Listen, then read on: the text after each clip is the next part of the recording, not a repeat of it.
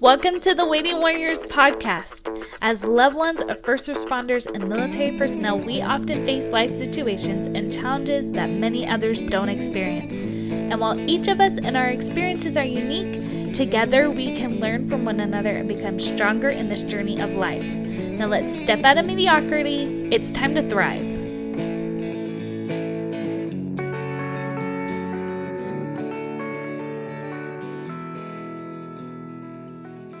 Hey, Waiting Warriors out there. Welcome to another week on the podcast. This week we have Ashley Wallace. She is an Army wife of 10 years. She has had 3 daughters, all HG pregnancies, which I'm not even going to pretend to say what HG is because I will just butcher it. But it's when you get like super, super sick all the time. Lots of IVs, lots of medicine just to keep food down, and even more that I'm sure I don't even know about.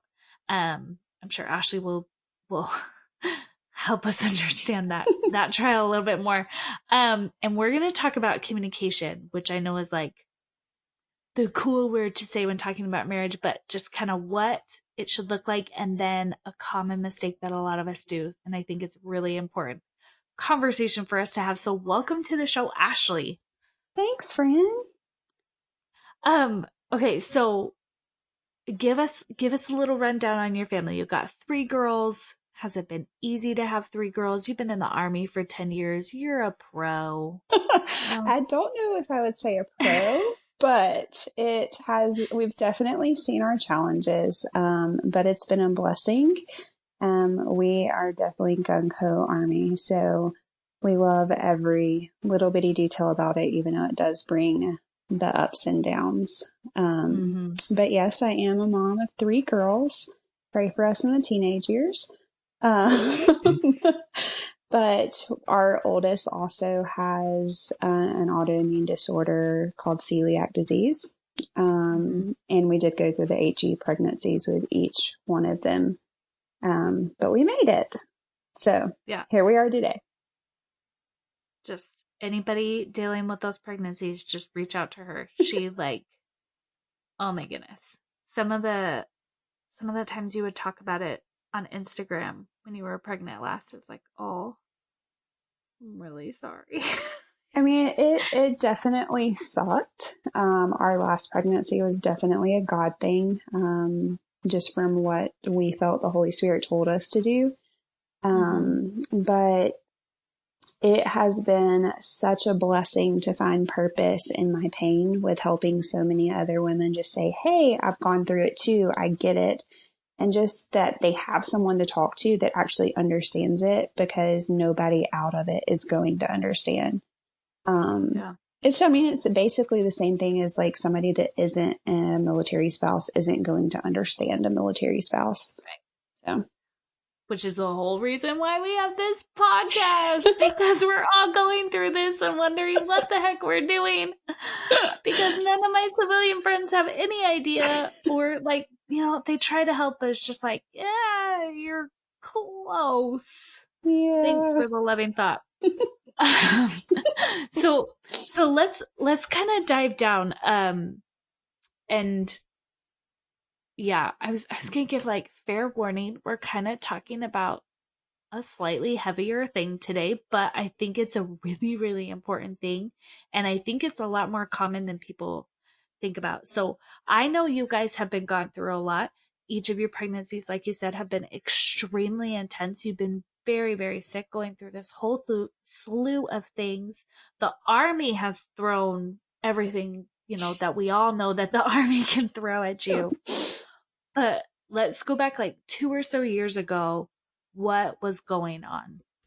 So around about 2 years ago, Rob was gone, of course, because that's just what happens. And one of our daughters got really, really sick, which is our oldest one. And we went through about 8 months of like in and out of the hospital of just her super, super sick with no answers.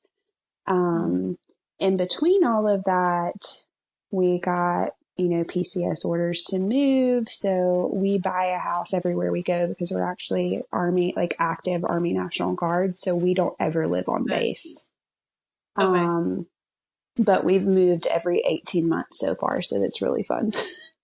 Wow. Yeah. But we buy a house and then sell it. So we knew, okay, we have PCS orders. We always made it a commitment that no matter where Rob goes, we go to. Like, even if it's an hour down the road, we go. Right.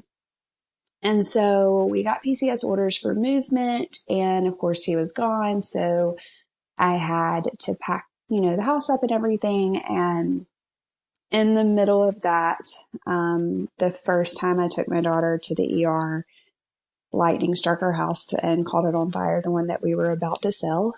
And that Shut up. then that, Lightning. yeah, it's really, really scary. So. Whoa. But we were all safe, so it was okay. I ended up taking her. That really was not on the forefront, and we're so thankful that we had church friends that, like, their husbands kind of like undertook it for me, because I had to take one of my daughters back to the ER. And of course, Rob was gone, and like, husbands are fixers, and he couldn't do anything to help me or be there, because he's usually our person that's like, no, you're going to do it this and you're going to do it this way. And I just I don't want to hurt anybody's feelings. Right. And so I kind of had to learn like both transitions of being like mom and dad in the hard situations. So then in the middle of her in the hospital and us still not knowing what, we packed up our house and we moved. And when he got back, he started at a new duty location, and our move was terrible. Like, just the military movers, 80% of our stuff was broken, and it just like escalated more and more and more and more and more stuff. So it was a fun 2 years. So what kind of climate did that make for your marriage? Because it, being completely vulnerable and honest, it was very, very hard. Like, both of Rob and I are type A people. And we both thought, okay, well, if we don't show our feelings to my spouse, I'm protecting them.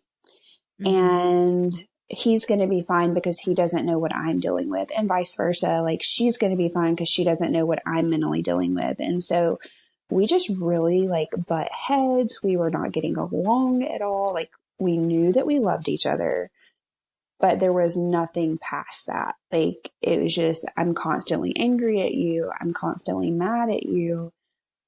We did not know how to communicate, basically. And so it was just a really, really hard season of life that we had to either make the choice to thrive and push through it, or we were going to crumble.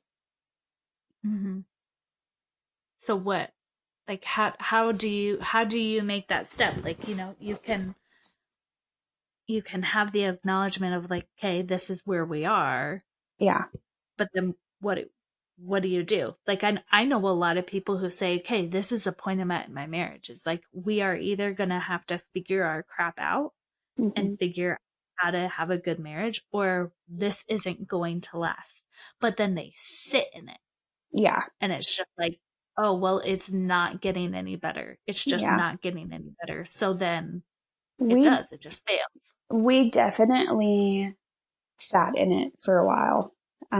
Just because we were in so much mess that our lives literally could not slow down to even have a second. It was kind of when the brain shift happened for us that was like, no matter what is going on in our life, no matter what is the issues are, the circumstances that we are facing, they are not bigger than our marriage. And we had to we had to hit a breaking point. We had to hit rock bottom and say, okay, if we do not do something about this now and get help or seek counsel or whatever it may be, we are going to crumble. And like, this may sound silly in a bit, but both of us are very competitive people. And that was, I'm from a divorced parents. He is not, but we just made the decision, okay, this is going to be hard. it's going to be rocky. You may not agree with me on everything. I may not agree with you, but we're going to do it. And so the very first thing we did is when we moved to the new place, we sought out counsel. Like our church has like marriage small groups and things. And we sought out counsel with that. And we met with a couple, and this is going to sound really, really silly, but Rob and I thought that to have a good marriage, you did not fight. You did not have arguments. You just agree on everything because everything is perfect. So obviously you're going to agree on everything because that's just what makes sense. If you love each other, Exactly. you're just really in love. Yeah. That's what we thought. I wished. Okay. So it's like, you feel like it's so silly, but honestly, like when I get the most frustrated, it's like, because he's not understanding or I'm not understanding him. And it's like, this is so dumb. Why can't we just like get each other? Like, I totally understand that because that's kind of one of my things. It's like, no, we love each other and we're both good people. So why can't we just understand and agree and be on the same page? And I wish. The reality is you're two different people. And so we talked to them and they were like, okay, first of all, y'all went through a crap ton of crap. And the fact that you haven't crumbled already is amazing. And so they just like spoke life over us. And then we had to learn a bunch of tools to make our marriage successful. And it got us out of our comfort zone. We took the you out of arguments. Like, you did this to me. You, made me mad because of XYZ. And like, so one of the things that I say is the story I'm telling myself is you did this to upset me. And it gives him the option to say, okay, your story's wrong. I didn't, because women are emotional. Like, that's just life. And a lot of times, like, he does something just to do it. There's no ulterior motive behind it. And women always think there's an ulterior motive behind it. I mean, it's just who we are. And so that was one of like the biggest things for us. And we also like really catered and learned what each other's love languages are and like what I needed from him and what he needed from me. And we implemented like a lot of things like, okay, he is a type of person that when he gets in to his feelings or he's mad, he shuts down, which we have learned talking to a lot of couples. That's what a lot of guys do. They just shut down. Like, they don't want to talk about it. And for me, what I used to do that would start horrible arguments is I would just pick at him. Like, no, talk to me. No, I need you to talk to me now. And like, I would keep on and keep on and keep on and keep on. And all that was doing was fueling the fire. But at the same time, I needed him to talk to me. Right.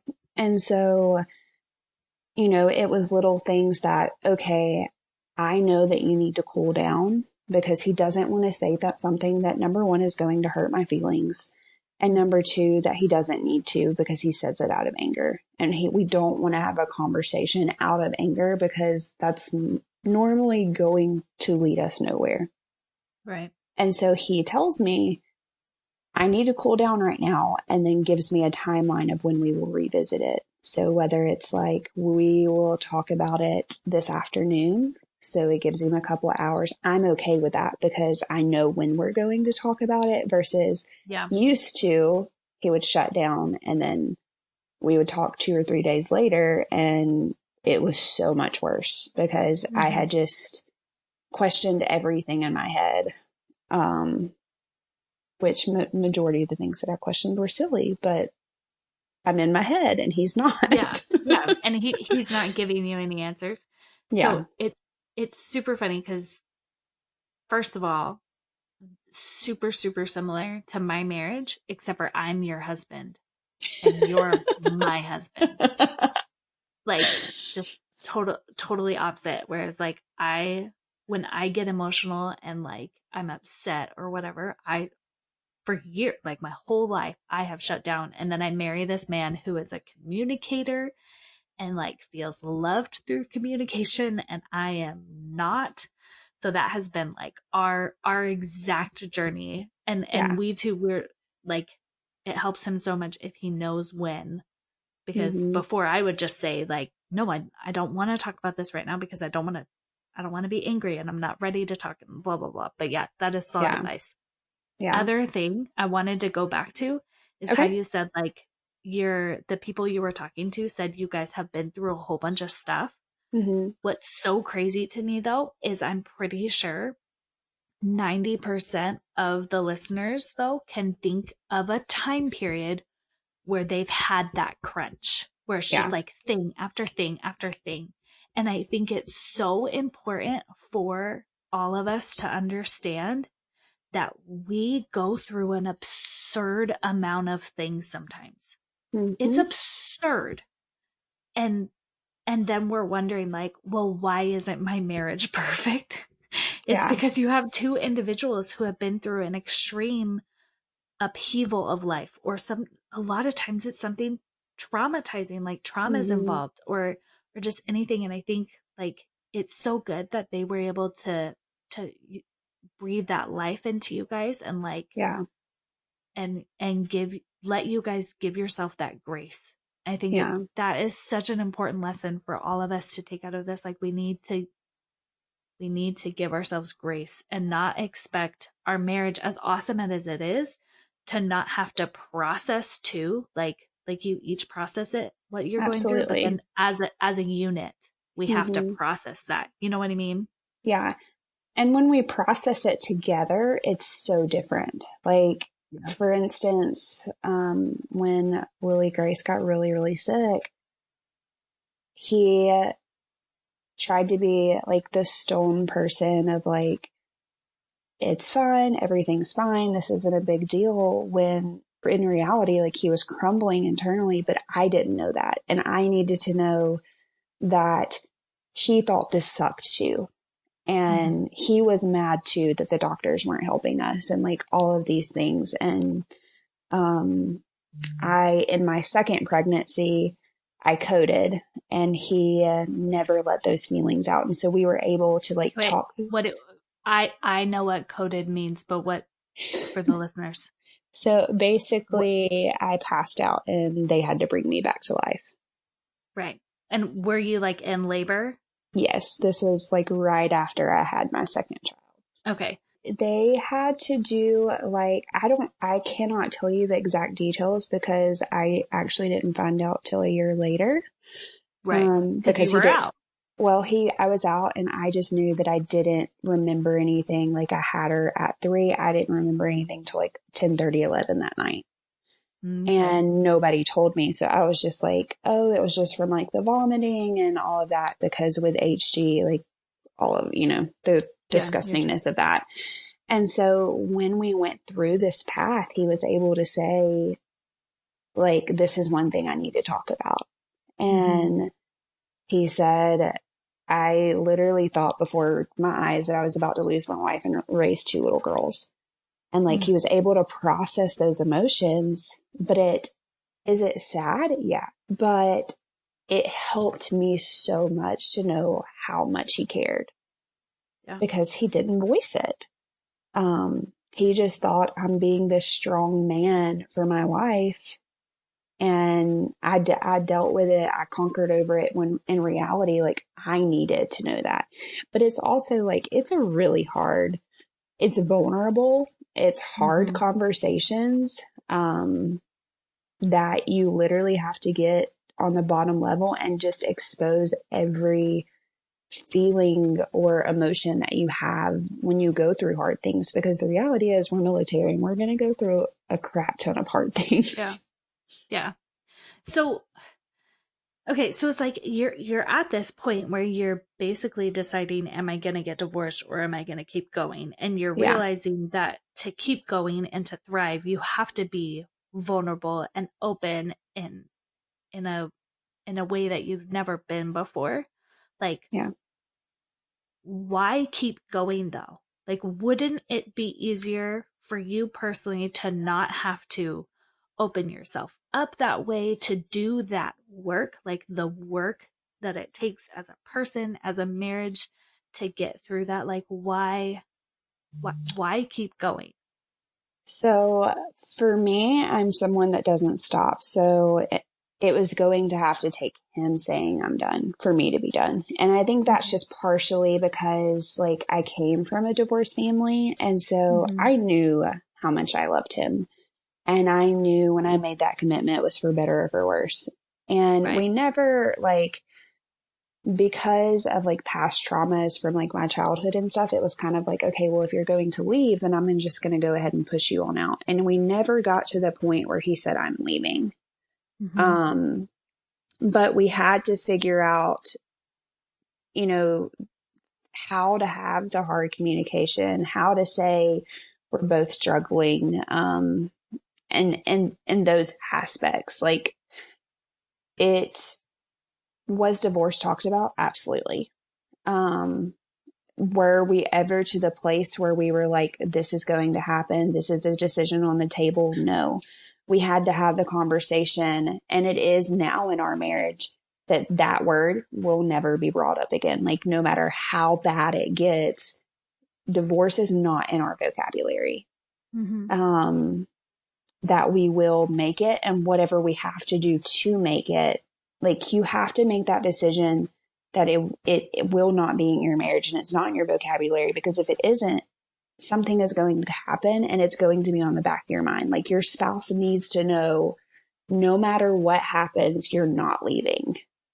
Yeah. And I Yeah. want to make it very clear, we're not like talking about, adultery or anything like that. Just Right. like the hard stuff that happens in life. Yeah. And especially like in the military, like we talked about before, like military first responders, this lifestyle involves trauma and change and big life events and crap that just get thrown on top of each other. And that happens in every marriage. Yeah. But I feel like the things that happen, it's in my personal opinion, and I would actually be curious to see like some sort of case study or whatever, like compared to other civilian marriages, like that still go through crap, but is it ever piled on the same, Yeah. Because like what you're saying, it sounds like that the crap is going to happen, but you've just decided that you're going to get through it together. Yeah. I Am I mean, wrong in that? no, you are 100% right. Like, this past 6 months, we've had a lot of stuff hit us. And, like, we just went through the buying and selling process again, because we're about to PCS again. And, just some other stuff like job changes. And we looked at each other and we were like, this is so much easier. And it's honestly, I mean, it's silly, but this time around, it was so much easier because we have like a saying that's like, I'm on your team. Like, I'm not on anybody else's team. I'm on yours. And we also have like things that we call warning signs.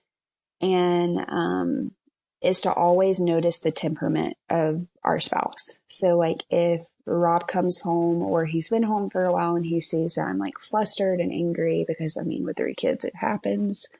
He looks at me and says, did I do something? And so, number one, that's giving me acknowledgement that he sees, and not just like ignoring that he knows I'm upset. But it also gives me like immediate reason to say, no, it's not you. I'm just having a really hard time. And then he can support me in that. So it's okay to show emotion, that like you're angry or you're sad, like, but when you don't acknowledge each other's temperament, the person you're like, he may have automatically thought I was just mad at him, and then put his defense mechanisms up. That I was mad at him when I really wasn't. It was just, I had a really hard day with the kids. Yeah. Oh. I love it. So something that you've kind of mentioned a few times, and I want to dig in deeper a little bit, is that common mistake that a lot of us do, and that your husband did it, but I know a lot of us wives do it sometimes. Yeah. I don't know, like we're trying to protect our spouse, Mm-hmm. But in protecting our spouse, that means that we're not talking about something Yeah. that actually would help our marriage. So it's like we think we're protecting our marriage, but in doing so, we're actually hurting our marriage. And like your example earlier was um that your husband talking about how he felt with you coding while you were in Yeah. labor. Like, I don't know, do you do this? I do this. I like they're gone all the time. And when they're here, they are going through so much. Like my husband is a chaplain. He deals with a lot of just Mm-hmm. heavy stuff and hard stuff. They have hard days. They have crazy days. And so I Mm-hmm. just want to protect them from what I'm going through because I'm just little old me watching kids. You know, like Yeah. sometimes it pales in comparison or something, but also like I don't want to add on to their day. Do you Yeah. do that? Is that I used to do that really bad. Like yeah.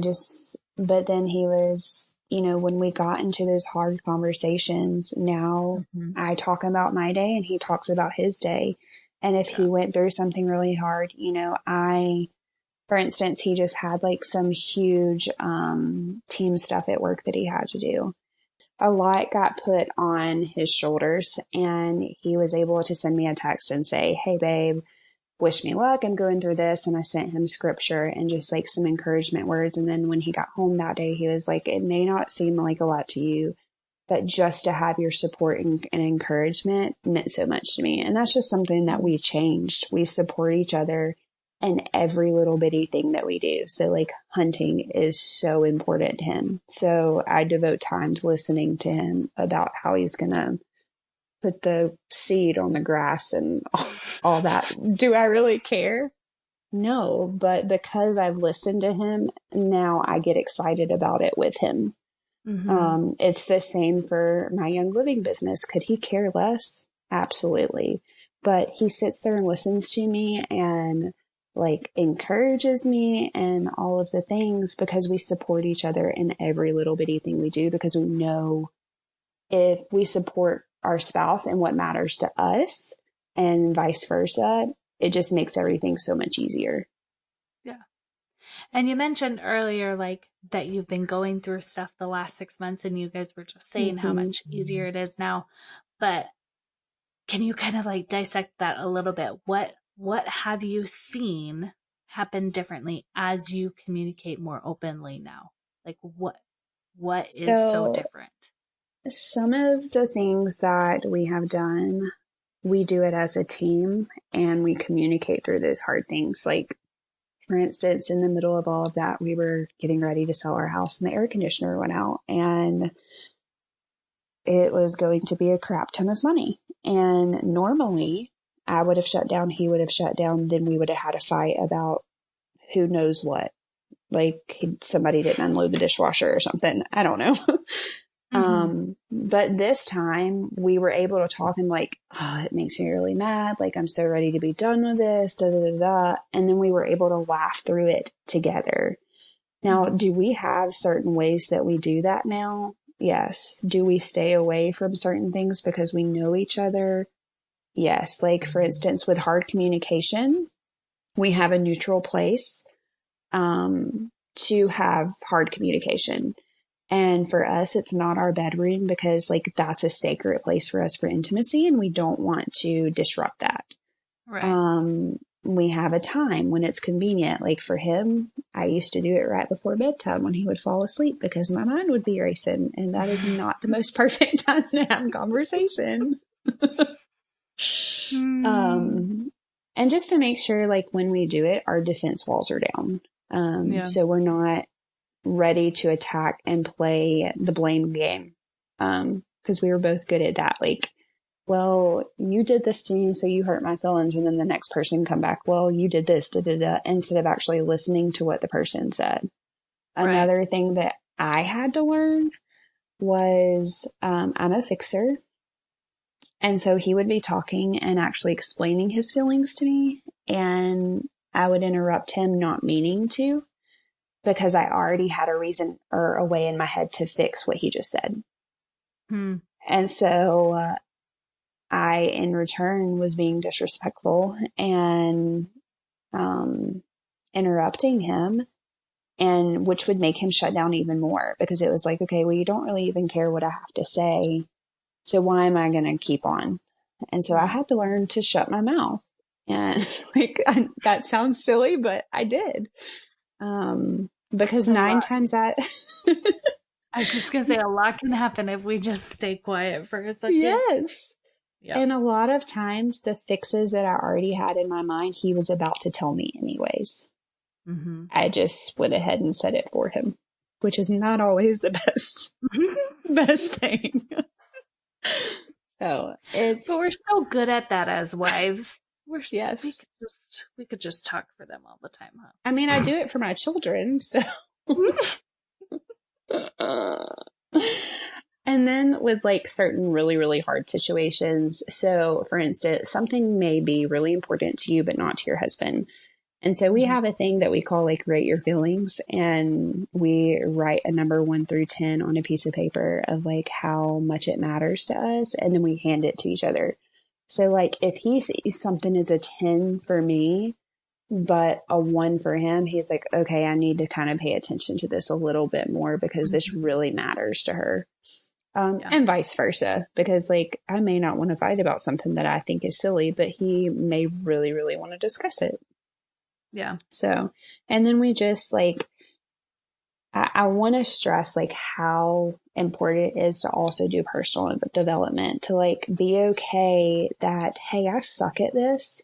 Like I am a fixer, so I don't mean to interrupt people, but I do it naturally. And so I had to realize that, and I had to work on it. And as long as you're working on it, like that personal development is so good for your marriage. And then we make sure that we schedule in dates. And because we didn't do it the last year because we just had our 3rd little girl, but we try to take at least a weekend or a week every single year. That's just for me and him, just to like rekindle, because he's gone so much.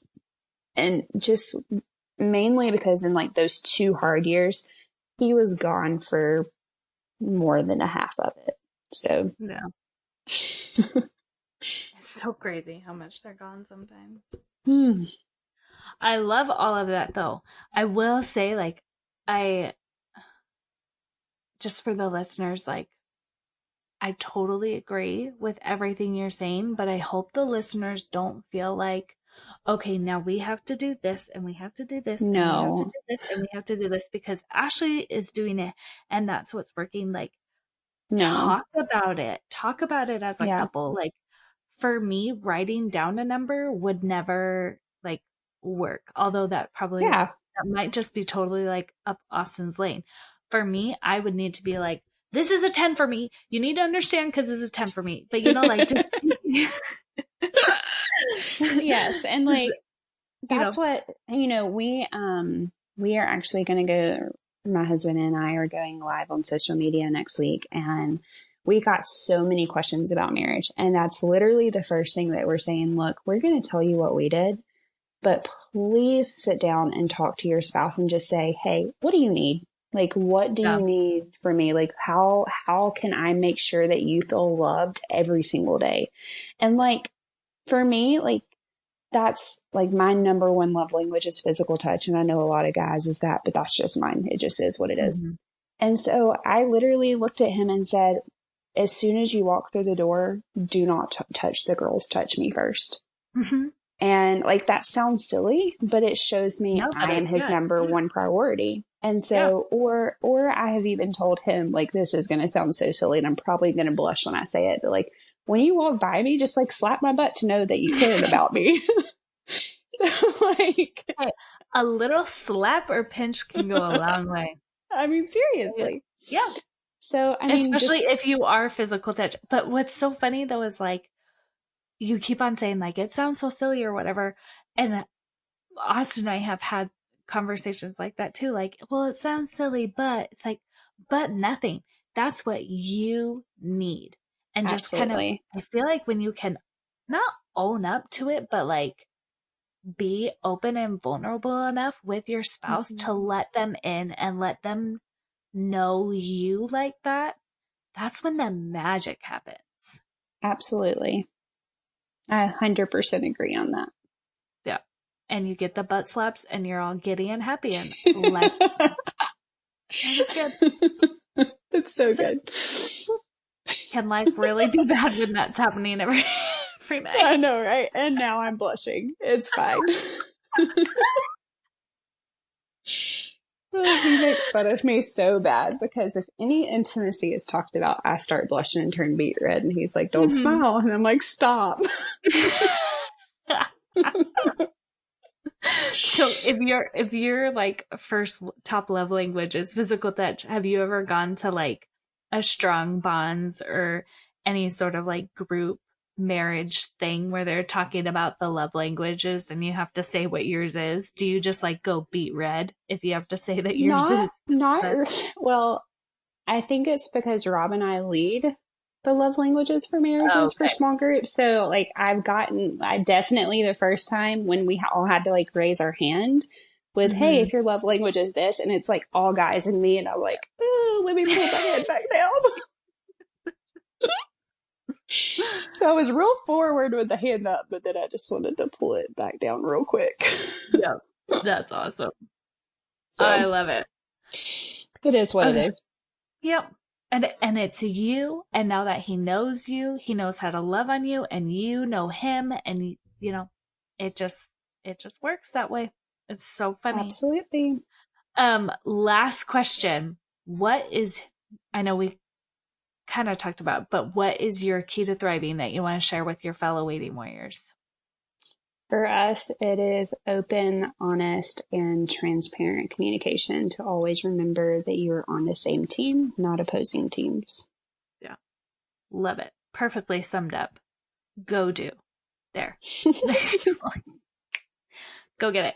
Thank you so much. Like, I know this is like a hard part of your history to talk about, but I really appreciate it. I learn so much when people are just honest. Like there's the solidarity, but then also like just the solid advice and things that you guys are doing that, you know, I can go and hopefully all the other listeners can go and talk to their spouse about it. Like, hey, I heard a couple doing this.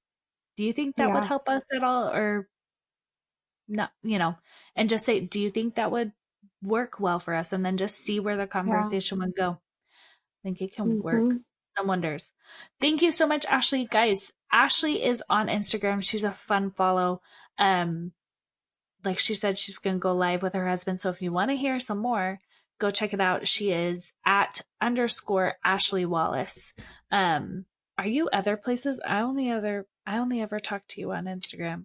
Are there even other social medias? I mean, I have Facebook too, but I'm mostly on Instagram. Yeah. So if you want to talk about HG pregnancies, she does. I know you've like shared some like natural remedies and oils that helped you and all that kind of stuff. So if you have questions about that, reach out to her. My main focus or like my heart is HG and autoimmune disorders. I'm also like a head admin for Autoimmune Sisters, which is just a huge community of women with autoimmune diseases that we help navigate because we don't want anyone to do life alone. Oh, that's so cool. I didn't know that. That's cool. Okay, guys. I do a lot. You wear many hats. A very talented lady. Well, guys, go say thank you to Ashley. I would love to hear, I know there are a lot of takeaways. There's a lot of things that you can do. I would love to hear your favorite thing on social media. Tag Ashley, tag me, The Waiting Warrior. I like, seriously, guys, it either brings tears or makes me super giddy when I hear what you guys are learning. Because I know it helps me, and I pray so hard that it's helping you guys too. And guys, just remember, just like Ashley has talked about today, just because it's hard doesn't mean it has to be miserable. And you guys have a great week. Thanks again, Ashley. Thank you.